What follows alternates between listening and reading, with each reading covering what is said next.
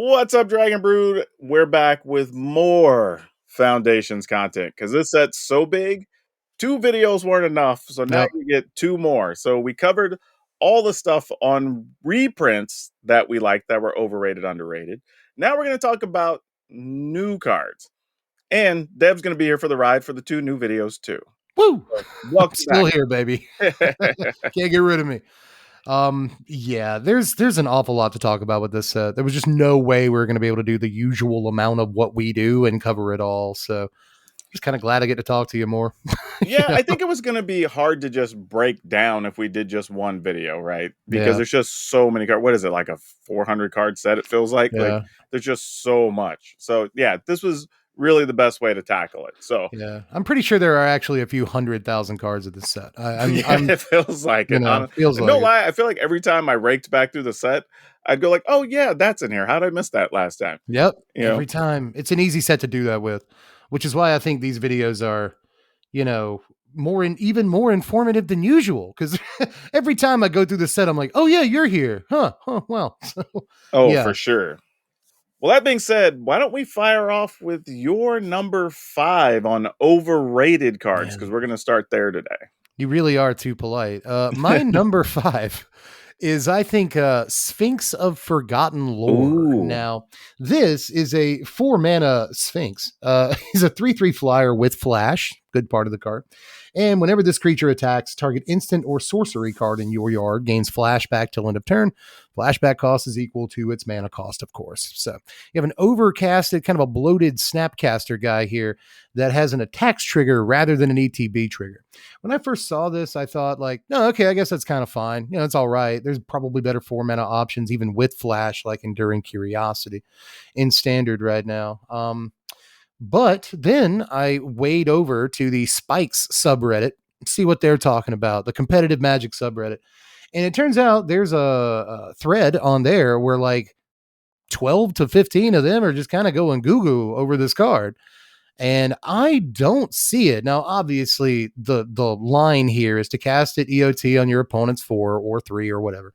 And then you attack with it and cast Go for the Throat out of your graveyard. And that seems okay. Cast Duress out of your graveyard seems all right. Okay, but is that better than like anything else that we're doing for this much mana in like Dimir, right?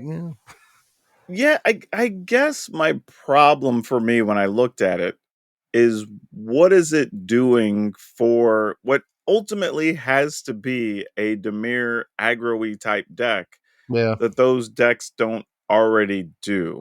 Right? Like, is this better than Urtai? 4-drop slot. Maybe. Yeah, exactly. Sometimes, But even then, a lot of them right now are playing the enduring the Glimmer Cat thing that you get to draw cards. When Enduring Curiosity. Yeah, they're playing that one. That has 3 toughness. That is the exact same casting cost as this. It doesn't fly, but I think that for the plan Dimir's on right now, the Curiosity Cat is probably better than this. I feel like the problem here too, for me, was that you're having to also commit that mana on your turn. Yeah. You know what I mean? Like you attack and it's like, okay, if I'm going to play something, I have to do it now. So you're giving up some amount of mana or flexibility to deal with whatever the opponent's about to do.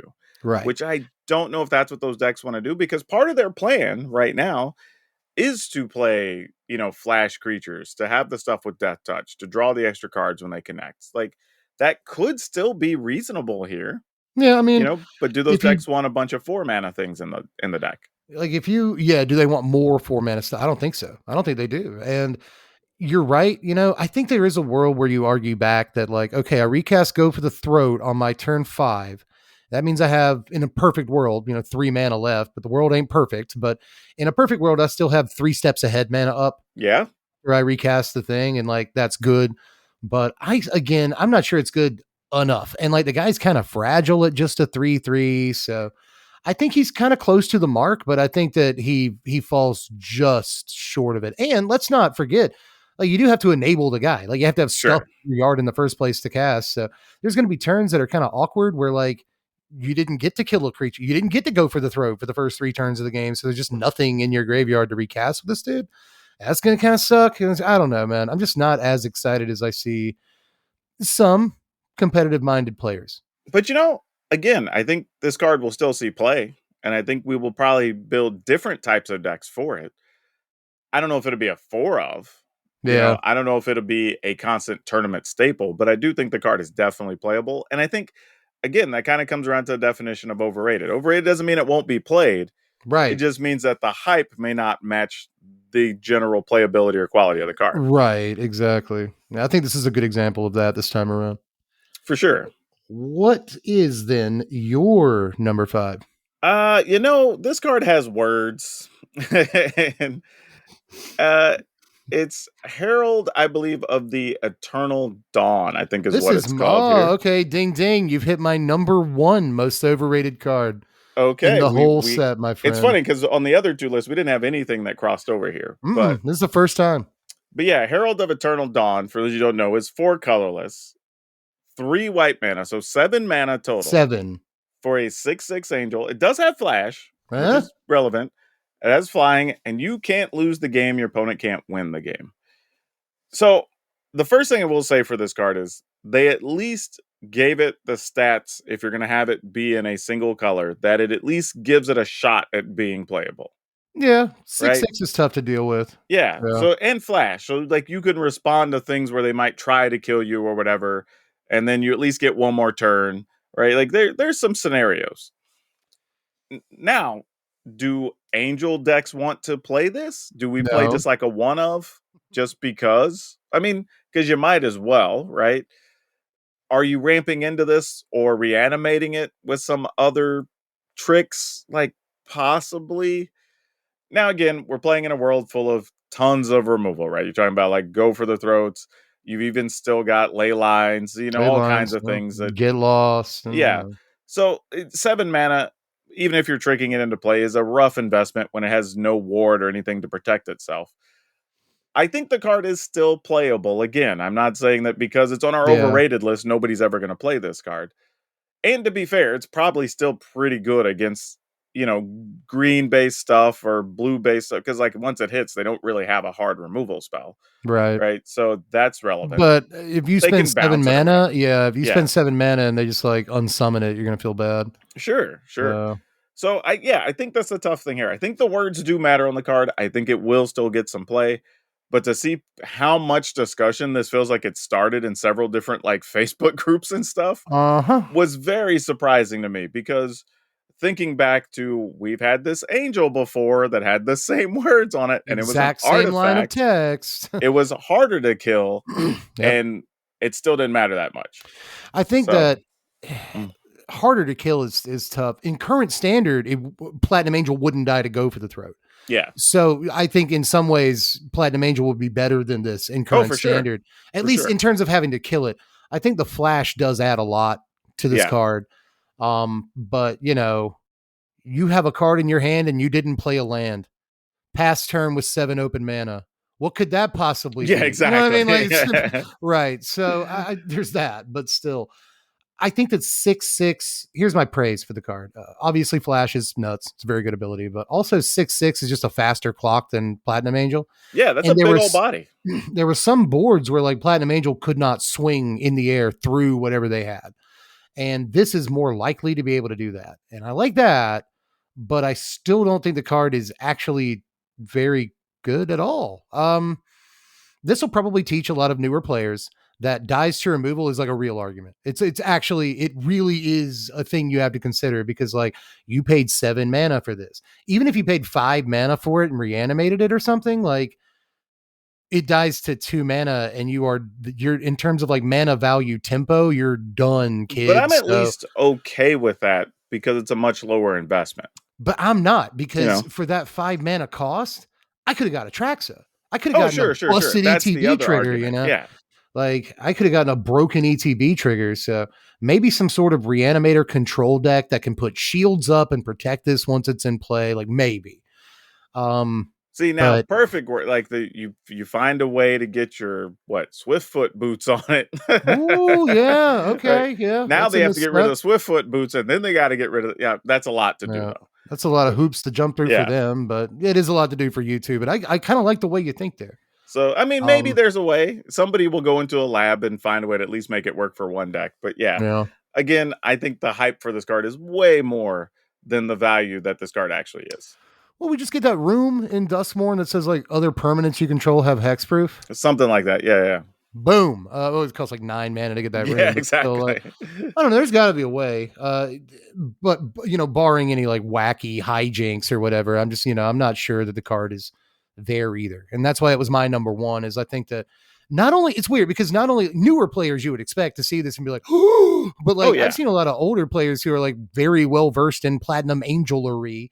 Be like, oh, this is crazy, and it's like it's the same card. You know what this card is? Are you Yeah. you're still scared of Platinum Angel? You know what I mean? It's fine. It's a fine magic card. It's not that And good. it's harder to cast than Platinum Angel. Much. Like much. I know it's the same mana value, but 3 white mana is like way harder than any mana you want in the world.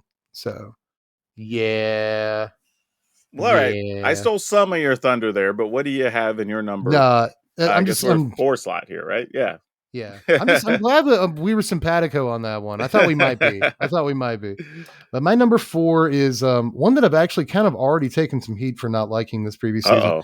It's Alesha Who Laughs at Fate. This is 3 mana, 1 a black and a red for a 2/2 legendary human warrior with first strike. Whenever Alesha attacks, put a +1/+1 counter on it. Raid at the beginning of your end step. If you happen to attack this turn, return target creature card with mana value less than or equal to Alesha's power from your yard to the battlefield. So I want to acknowledge that I am fully aware that this can have value the turn you play it. Mm-hmm. Still don't think it's that good.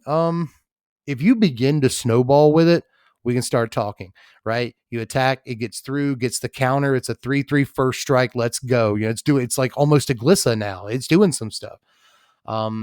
But you still have to have stuff in your graveyard. That stuff has to meet the condition to be brought back. Alesha is going to have survived combat. She's going to have to survive the turn it takes her to actually attack to start growing in the first place. And if you do play this on turn 3 and attack with your 2-drop, what are you getting back here? 1-drop? You know what I mean? Like on curve, what does it actually do? Actually, here's the thing, because I thought about this, because this also almost made my overrated list. Hmm. So it was on the cusp. It probably was rounding out like the 10.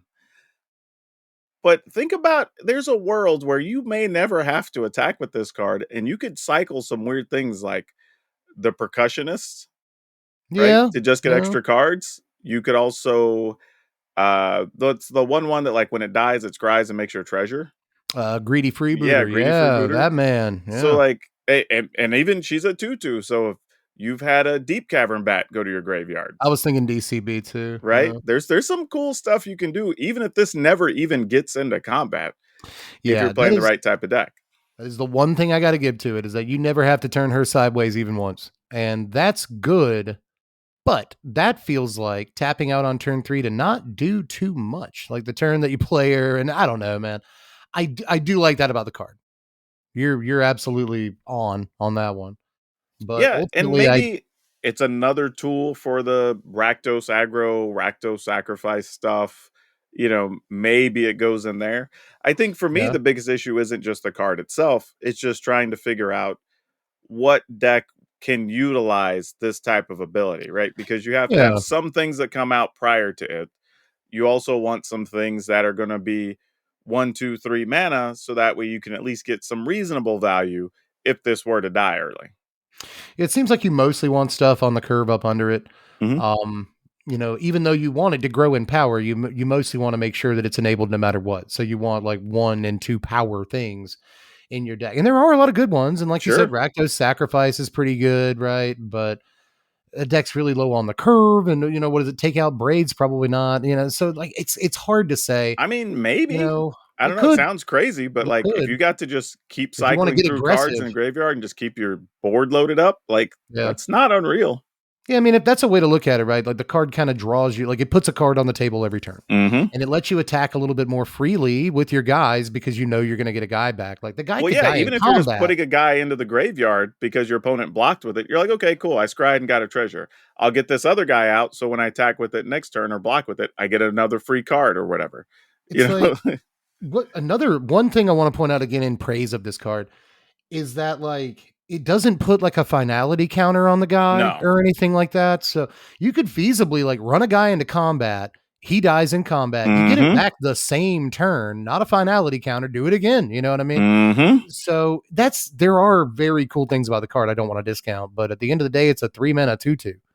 Sure. And 3 mana guy that dies to cut down and shock and towards the tower. And I don't know, man. I know that dies to removal is an argument a lot of people hate, but when you die to every removal spell in the format and it basically causes you to time walk yourself, like you lost a turn in Oh, I that feel case. you. And I don't know, dog. Like, look at the 3-drop slot in standard right now. You get Glissa, Unstoppable Slasher, Preacher of the Schism, and it's like I just don't think this quite. Oh If I was yeah. going to do a card that was kind of similar to this, I think that the Bat, right, Zoraline, is probably a better card than this. And I think that's the issue, So, right? Is what it's not the card for me. It's not the card itself. Like I was saying, it's the deck that wants it. right, And I think right. right now the Rakdos Sacrifice decks are the only real place I would put it. Yeah, well, it'll be at tryouts. Let's see if it gets a jersey or not. Yeah, exactly. Uh, It might have to be red shirted for a season. yeah, for a season, get a rotation happening. We'll get you in, kid. Yep. But what is your number 4? I think it's on. Oh yeah, this one's one. I like the inner stompy player in me wants this to be good, Hmm. but Quilled Great Worm. Oh yeah. 4 colorless green, so 6 mana for a 7/7 trampler, which is already solid on rate. It's Nothing okay. Yeah. terrible. When a creature you control deals combat damage during your turn, put that many +1/+1 counters on it. Also great. But you can also cast this card from your graveyard by removing 6 counters from among creatures you control in addition to paying its other costs. There's a thing I really like and a thing I really hate about this card. The really like is that it says combat damage full stop. Yeah. Period. Not to an Yep. opponent, not Opponent. this way or that way. It's just if in combat that creature deals damage, it gets counters. Awesome. Yep. The problem is, I think it's easy to misread that second ability because you get to remove 6 counters to play this from the graveyard, but you still have to pay its other costs. Other costs. Right. Now, if Yep. it would just remove 6 counters, get the dude back, I'd be all about this card. But having to remove 6 things and then still pay another 6, like, might be worth it, but it's a way harder investment than if it was just like remove counters, put it into play. I hate to blow you out in the marketplace of ideas, my friend. I know that we are in a massive debate right now, and I hate to do Sure, this to go you, for but it. this is a 6 mana 7/7 trample with upside, is it not? Yes. So that's a strictly better Colossal Dreadmaw. Oh, absolutely. Boom. We've outclassed Dreadmaw. I believe there was 1 or 2 things last set as well. So I'm like, pretty sure. Yeah. yeah, I'm just doing the meme at this point. Yeah. I've seen a lot of people impressed by this card, and you know what it makes me think of? what's We that? have a thing called like Defiler of something, Defiler Sure. of the green Bigger. one. Yeah. Yeah, it is like 5 mana for a 6/6 trample with unbelievable upside. Ramps you and puts +1/+1 counters on all your guys. How much play does that card see? Exactly. We don't play it at all. Yeah, so I don't really see it with this. Also, one thing that I think people aren't really seeing here is that, yeah, you can play it again. And even if they see that you have to pay all the costs and they're still into it, you realize that you're coming down 6 power to get 7 power. Yeah. You did all that to add 1 power to the table. Well, I know you can take like other kind of counters off, exactly. but It could be other counters. like, So how often is that actually going to happen? You know what I mean? now I will say this. It does have this weird mode of being an enabler, even if you don't actually play it. For like oil counter decks, like what does it do? Well, like let's say you want to go ahead and use the overlords, right? oh, And okay. this is in your graveyard. All right. You can just like pay the cheap cost on overlord, remove the counters, and never actually cast your great worm. yeah. Right? You get the right to cast it from your graveyard, But you don't but got to it pay. doesn't You mean don't you gotta do have it. to. That's true. So there's You some probably have to corner have cases like multiple that. overlords in play to make that work, don't you? But like, Well, things that have counters. So it right? could be 2 plus Exactly. and You could plus have like ones and an overlord or whatever, right? Like, exactly. You could be doing that. Yeah. That's a take I hadn't really heard with this yet. So That's a it's good it's call. possible, like, because if you Yeah. were to play Overlord of the Belmark, put some stuff in the graveyard, this is one of them. Okay, well, now all your future stuff that has counters, now you don't ever have to wait on an Overlord, right? That's So it's not impossible. I don't know if you really wanna build around that, but I'm just saying, like, that's the type of thing you could do. I think I might want to build around that. That sounds kind of But cool. it's Huh. hard. It's hard. Like, you're almost playing it for the fact of it's just a big body for 6, Yeah. has trample, and you get that first ability. Like, the second part is like, okay, if I want this to be enabler and I build around it, sure. But I don't think I'm casting it out of the graveyard that often. Yeah, probably not. Yeah. I guess the option to do so is okay. It's hard to answer a 7/7 Sure. trample. So like, Absolutely. But yeah, I'm with you on this. It didn't impress me as much as I saw it. This seems a bit like Timmy Bait because like, yeah, that is the coolest part of the card, man. Even if they hit creatures, even if they bounce off creatures in combat, they get twice as big, and that's ridiculous. But like, it's really it's you're not getting as much as you think you're getting for how much mana you're putting into it. Yep. And I thought about some other tricks, but the reality is it has to be combat damage. So it's Yeah. not whenever the creature Yep. deals damage. So I couldn't Yep. like fight spell, get Oh, 7 right. counters, attack. Screaming Nemesis do a Yeah, thing. Yeah, it just doesn't not work. a thing. But I think that we are on my 3 Yeah. here. Um, this is another one I gotta say where I was like really surprised at the reception of this online because I read it and I wasn't very impressed by it at all. And then it turns out everyone on every subreddit in every corner of Twitter really likes Drake Hatcher. Um, Okay. Drake Kendrick Lamar jokes aside, this is 2 mana, 1 and a blue for a 1/3 human wizard with vigilance and prowess. And whenever it deals combat damage to a player, put that many incubation counters on it. Remove 3 incubation counters from this lady to create a 2/2 blue Drake creature token with flying. So, yes, this says that many. It doesn't say put a counter on it when it does Mhm. combat damage. But it does say put that many. And it also has prowess. So hey, if I monstrous rage it, then suddenly it's like 5 damage. So like I could get through and put up to 5 counters on this thing. I still don't think that's worth it. I still think that in most decks that play like pump spells and prowess guys, you probably just want to play like Gruul or Mono Red and do the thing we've been doing. Okay, it makes Drakes. Eh, I don't even care if it makes like 2 Drakes, maybe in like a mid-range deck of some kind, but those decks aren't going to pump its power toughness with anthems or pump spells or anything. It's going to be much harder to make it large. So I don't know, man. I just don't see where it fits. I don't think it's fast enough. Eh. I will say this, like, I largely stayed away from this card on any of my lists because it's going to be very dependent on the deck it goes in. Yes. And I think that's hard to assess, right? Because thinking about it, there's a world where we could play Eluge that already cares about you having a bunch of islands or whatever, right? We already have the Haughty Jin. We got the other 3 mana reprinted Jin that cares about you having spells in your graveyard or whatever. Yeah. You Yeah. have this guy. Like, well, if they all care about you just having mono blue stuff and a bunch of spells, like, okay, well, if we are playing a bunch of bounce spells and counters and draw cards, like, Right. You're like into the flood okay, maw plus chart of course. yeah, like Now this that could guy, be a deck, yeah. and I guess even fill it in with the 2/1 Merfolk that taps a guy or whatever, right? Oh that guy, So flood like pit drowner. that could be a deck.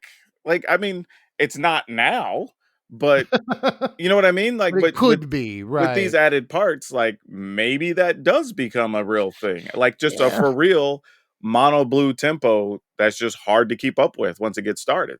It seems like the last 3 sets have given us these really interesting, almost mono blue mid range looking guys. We got Azure Beastbinder and Yeah. Bloomburrow. We got Silent Hall Creeper as our cool blue 2-drop in Duskmorn. This seems to be our cool blue 2-drop of this set that looks like it goes in some sort of mid range pile, but just like it has to get in for combat damage too, and like that's not always going to happen. I I mean, it's feel a like this quality is blocker too, though, because it does have vigilance and it prowess. does and prowess 3 toughness to start off with, So Yeah, I and I I will say this: credit for it not just being the bland. I'm just going to draw cards or just counter something blue card. You know what I Right. mean? It actually does things like it feels like Talrun Sky Summoner a Yeah, little bit. like a mini Talrand. And like I like the Steez. You know, I like the idea of the card, but getting through for combat damage, like I don't know. Maybe you get through for combat damage once, and then the rest of the game you just proliferate more counters That's onto it. Like, exactly you it, know, right? Like like there's some ways you maybe. could do it. It sounds a little crazy, but again, I'm talking about play the merfolk, you tap a thing, you get in for some damage. You're playing a bounce spell to get something out of the way. You connect, then you follow up with one of your gins. And now Yeah. you've got board control with 3 different creatures, and your opponent only has one thing untapped when they recast the creature. Yeah, like if you go first and you get this guy down on 2, and then when you untap on 3, all you really have to do is like into the Flood Maw their Yeah. blocker. You know, like you get him, put a couple of counters on him, maybe cast a card draw spell, put another counter on it. Like, oh, maybe, you know, there's ways to make things happen, but I still think that it's just like slightly subpar. Oh, yeah, yeah. I'm not Um, saying, again, I don't think this is going to show up in a pile of decks. nah, But but if, maybe one or two here and there. Yeah, yeah, one or two that it's a cool, solid role player, I think it I can can see find a it. home. But with that in mind, what is your number 3? Is that right? Yeah, I think Yeah, so. mine. No. I'm just hating on Eldrazi. I'm just letting you know that's what this is about. I've always hated Eldrazi. I always will. Not telling you anything's wrong if you love them. A lot of people love Eldrazi. That's why that damn commander deck was like, I don't know, $1 billion. Yeah. But Sire of the Seven Deaths. Yeah, man. I'm just not impressed either. Now, let me say this. Sweet design, right? Yeah. It's got like 7 arms, 7 heads, it's 7 mana, it's a 7/7, it's got 7 abilities. Even the like special version of it has 7 lines of text. Like everything about it's awesome. Weird.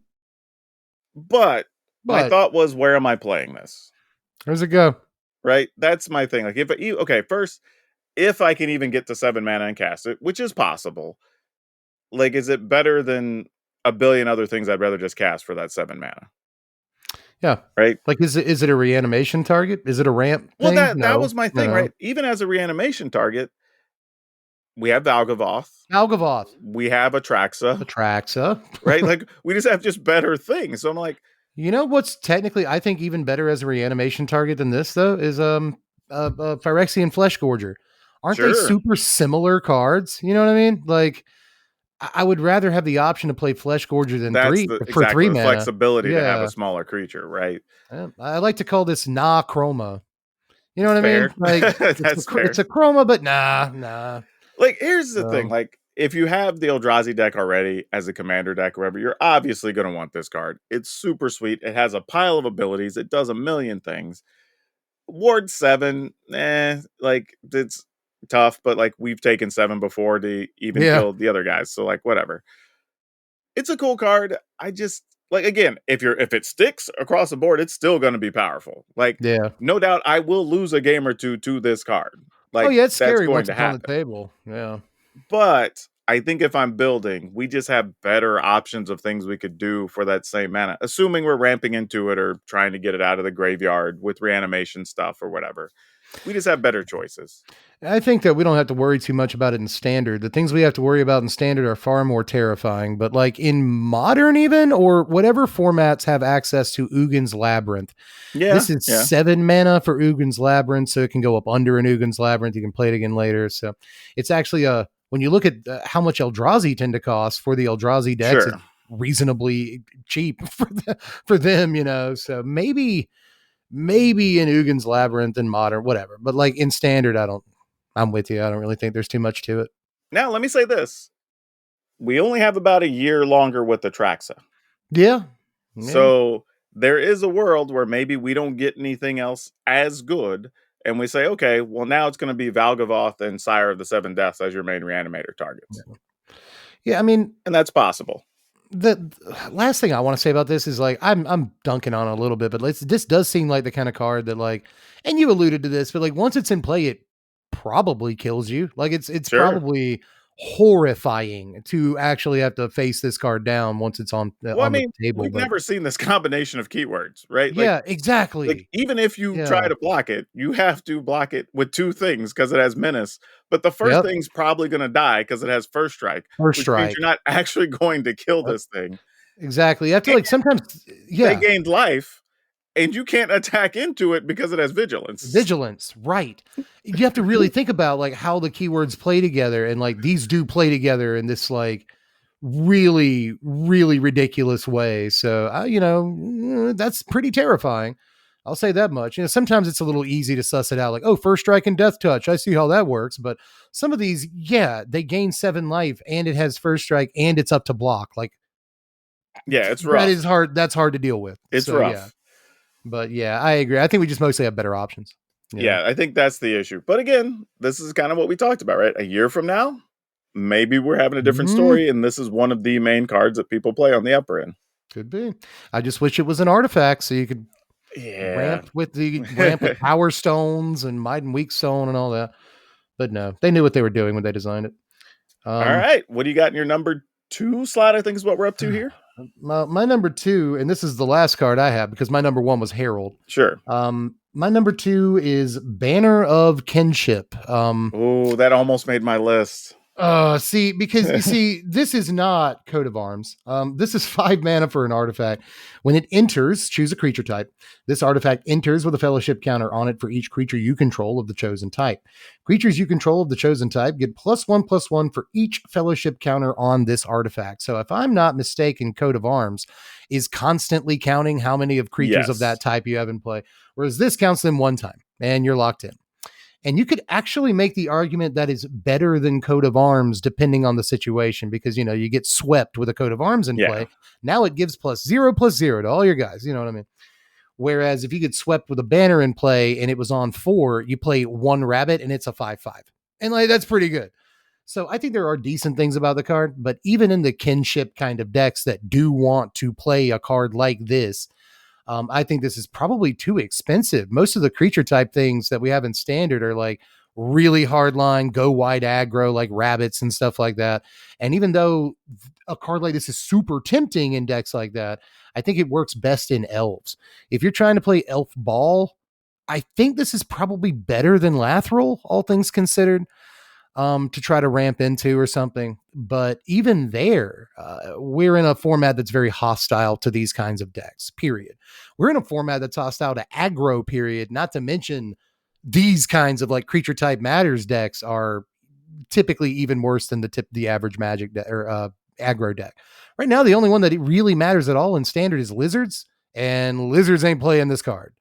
Right. So as far as commander playability goes, I think it's fantastic. As far as standard playability goes, I'm going to big fat no on this one, dude. Pass.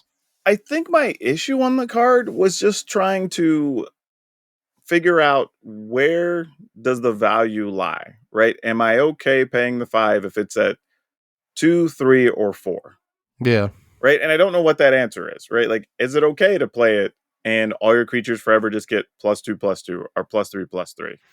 Like, the answer Sometimes you will. might be yes. Yeah, sometimes you'll pay the 4 mana for the last level of Caretaker's Talent to make all your tokens get +2/+2. Yeah, But like Caretaker's Talent did so much more for you than just that. exactly. Whereas like this is the only thing this is ever going to do for you. That's you know. that's the tough part. Is like obviously Magic Christmas Land, you want it to be at 4 or 5 whenever you play it. Like, Right. Right. but I think 2 or 3 is realistic. yeah, if you're playing Yeah. it with when you hit your 5 mana. And I think that was the issue. Like, am I okay with 2 or 3 as a bonus? Or would I rather have some enchantment planeswalker creature of 5 mana instead? Right. Right. And it's hard to call, but not enough that I could say, like, yeah, I like this card. I'm like, I'm probably playing something else in that spot. Yeah, even if you have the spot for it, in some decks, like I am not playing 5 drops, like period, right? Yeah. So it feels potentially win more, and like there are some decks that might want to try the card. So again, overrated doesn't mean unplayable and all that, but like I'm just not. I think that like in terms of cards that care about creature type and standard, even though they're only 1 mana apart, I would most often rather play like, and I know they're different cards, but like Roaming Throne is a more exciting card to me than this because it's just like a vanilla stat boost. Whereas Sure. If Roaming if you Throne have actually, triggers that hit it. But right. like there is a world where you say like Llanowar Elf, Arch Druid, play one of the things that makes like an elf and a token the next turn, and then play kinship, and it's 4. Yeah, it's just You on know what I mean? four. On like turn 3, Yeah. and you're just like, all right, And now all my guys are +4/+4 forever. and even if they resolve Sunfall at that point, like all Yeah, your every elves still guy's a get monster plus after that. 4. Right. I play a lot of war elves. He's actually a Juzam Jin, right? He's a Yeah, 5/5. exactly. So I'm like, So like that seems okay, as far as like a maybe, sweeper protection. but I don't know how common that can even be. You know what I mean? Exactly. Yeah. Exactly. Yeah. But yeah, that's my number 2, and it was very close to my number 1 there. So Okay. So I'm gonna mention a card just in passing since we're gonna be down one because I stole your thunder a little bit here. okay. But Twinflame Tyrant almost made my list. Really for overrated? I could see it. It's a good card, and I'm gonna play the hell out of it Yeah. personally. I'm gonna let you know. I'm gonna be playing some dragons and rocking the card. That's gonna But be great for content. Yeah. yeah, 5 mana, 3/5 flying.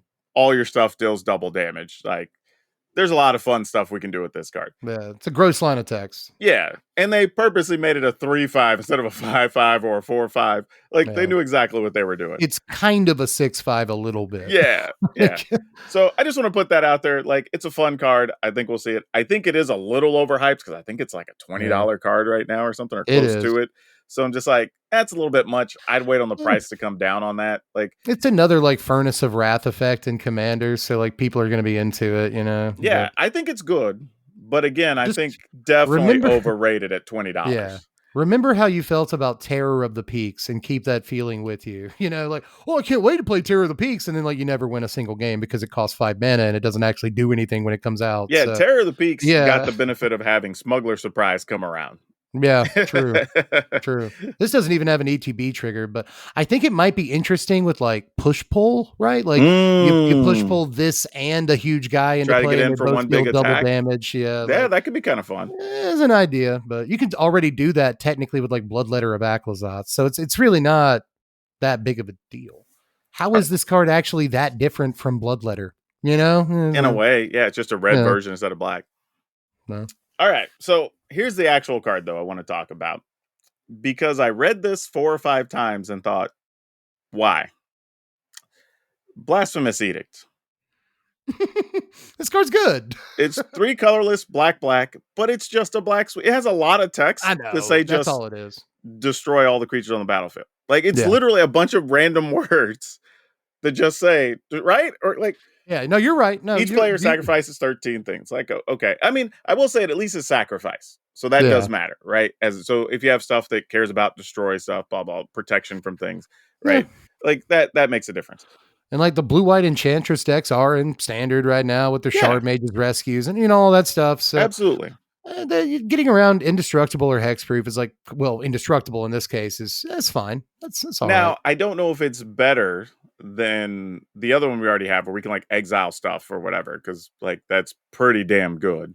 Oh, Deadly Dispute or whatever. Not Deadly Dispute, but Deadly Cover Up. There you go. Deadly Cover Up. That's the card, right? Like, so that kind of is like, would I play this over Cover Up? Like, maybe, kind of depending on what the environment is. But again, we have a lot of things that like give creatures -X, -X, blah, blah, blah. Like, we have so many different things that exist right now that if it ends up in a world where there's a bunch of stuff we can't sweep easily for some reason, stuff's getting hexproof now or indestructible, I guess you could survive that, right? Then like maybe we turn to this card. But like the first line of tech, like you can pay it for 1 black rather than pay this spell's cost if there's 13 or more creatures on the battlefield. Like I don't read think that that's and went gonna like, happen. all right, so I'm either just winning because I have all the tokens, or I'm probably dead because my opponent has more than 13 tokens. Yeah. You know what I mean? Or some combination. I have 4 or 5 creatures and they have 8 or 9 creatures or whatever. Like, the first line of text, I think, just makes it a commander card because in commander, it's so much more likely to be, that you'll actually fulfill that condition. In standard, this is effectively just a color shifted reprint of by invitation only. Yeah, basically. From the Crimson Vow or whatever the new Innistrad set. And that card didn't see a whole lot of play for a reason. And I think even that one, there was one here we had recently that was like, it was possible you could make it one-sided. And this one, you're never making one-sided, right? No. Like you could choose a number of creatures everyone sacrificed. So if it was lopsided, you could keep a couple up. You could keep a couple of guys out.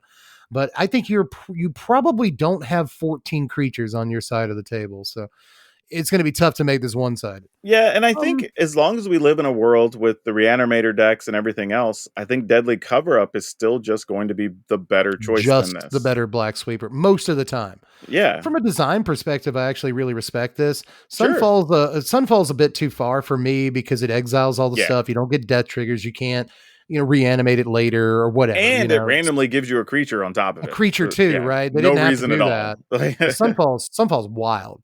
On the other hand, sometimes just destroy all creatures is not great. And, basically everyone sacrifice their stuff, even if it has indestructible, is just going to be better. Yeah. So, Yeah. as far as like a Goldilocks, like what I like from my sweeper design, this is kind of up there.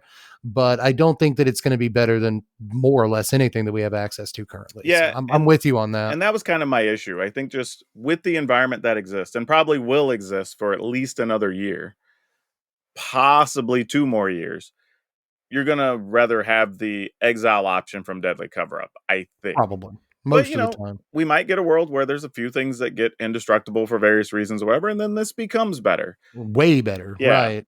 But Right. yeah, in Commander, maybe this has more upside because of the 13 creature thing and whatever, and 1 mana is really cool.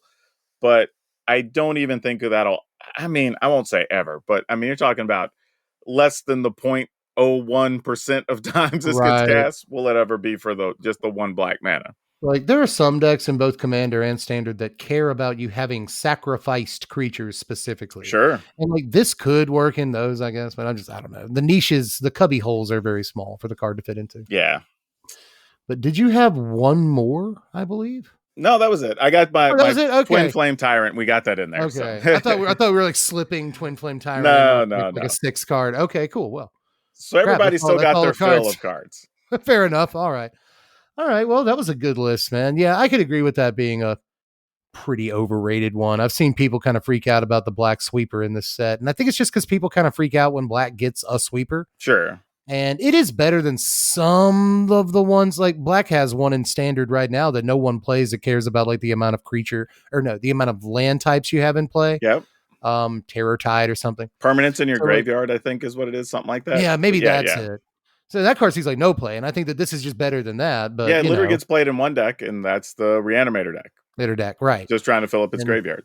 Yeah, so it's better than some, worse than others. But the fact that it's worse than others means it probably just doesn't really see much play. Well, yeah, Sunfall is King Sweeper right now, but if you are stuck in if you are stuck in black, then and you can't play with the Sunfall, then Deadly Cover Up is just better. So yeah, I'd say this for everybody, y'all need to subscribe first off, so you don't miss the other video we're going to follow up with, because we have a lot of stuff coming out for Foundations. But you should also let us know what you think is overrated in the set as far as the new cards. There's a lot of stuff to hype in this set. With so many cards in one set, I feel like opinions are going to vary wildly on this one, And with what we see online, what you see online is different than what I see online, what they see online. So some of these cards may appear overhyped to some, underhyped to other people. And I'm always kind of interested to get the community together and kind of see how we're all feeling about some of this stuff. Well, Deb, why don't you everybody where they can find you so they can watch the other video we're going to do for the underrated new cards. That's right. Yeah, the underrated new cards are going to be over on my channel. You can just put in SBMTG on your YouTube search bar there, and I'll pop right up. Strictly Better MTG. Not only will you get the underrated new cards, but you're also going to get the overrated reprints because we're putting out 1 billion videos this season. Yeah, we are. Foundation's just that huge. There's so much to talk about. So come on over to the channel and check me out, man. It's a good channel over there. I think the place looks nice. We've recently renovated. It's good. But anyway, you should also check out PowrDragn's content. In case this is the first PowrDragn video you've ever seen, what are you doing? Look at it, just subscribe to his channel. That's all I'm going to. Hey, I've edited 2,000 videos, so there's stuff to watch, I promise. Jeez, yeah. Man. But yeah, we're going to wrap it up there. As usual, wherever you're watching, whenever you're watching, good morning, good afternoon, good evening, good night. Remember to be awesome and be awesome to each other.